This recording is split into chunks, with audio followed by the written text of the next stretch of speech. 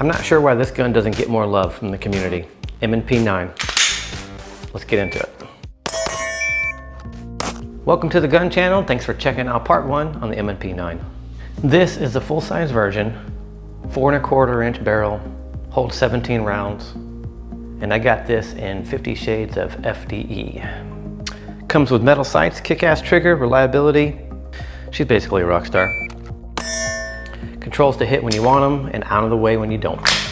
I have about 5 magazines for this gun, which is perfect, so I can preload them at home and really saves me time on the range. I absolutely love the magazines, all metal designs, slide right in and out, maximum capacity. It still has a nice area so you can insert and tug, and also for stripping, I love this little lip right here.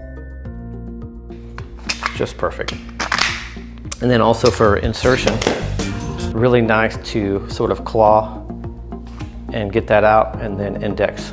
Overall, I love the magazines. Wouldn't change a thing on them. I installed the Streamlight TH1 HL.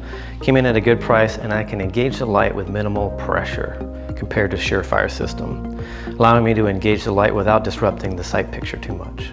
I put the Apex trigger in there and it piggybacked on already a great trigger system internally.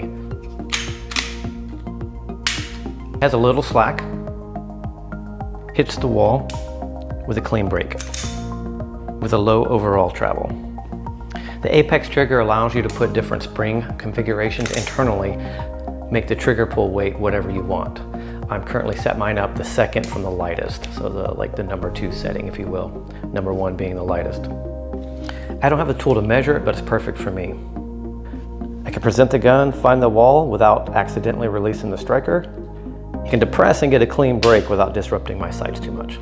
Comes with metal sights typically. This version came with some night sights, really bright and green. They really pop off in good lighting, easy to see in the daylight. And I suppose they're good at night. However, I do run a light, and in low light situations, it typically will end up looking like this, some sort of silhouette. So it probably negates the need for night sights, but they're nice to have. Overall, they're kick-ass sights.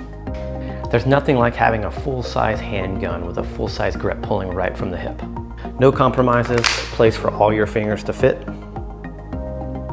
The grip texture, the grip angle, that perfect palm swell backstrap, all that stuff. It's just right. Have really small hands, very sensitive small little hands.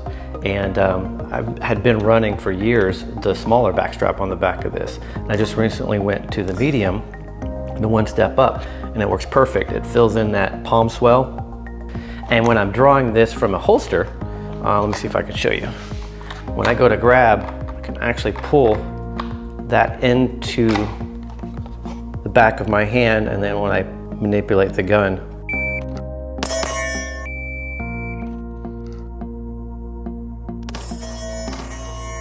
just an extra grabbing point. Philosophy of use for this is primarily home self-defense. It could be used for a concealed carry gun in a pinch, but my SIG P365 XL is filling that bill right now.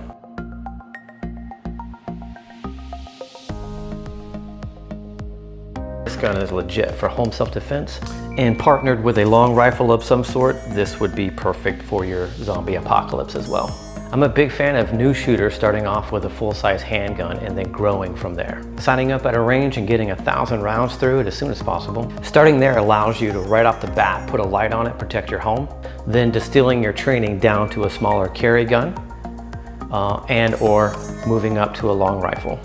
But your full-size handgun with a light will always have a place within that matrix, in my humble opinion. If you don't agree with me, you're pretty much something I call wrong. I put over 2,000 rounds to my first M&P. That was the 1.0 version. This is the 2.0, and I have about 500 rounds in that. It hasn't had any weapon-induced malfunctions because it's not supposed to. Aftermarket parts and holsters and stuff are pretty easy to come by. Not as good as Glock, of course, but still pretty awesome.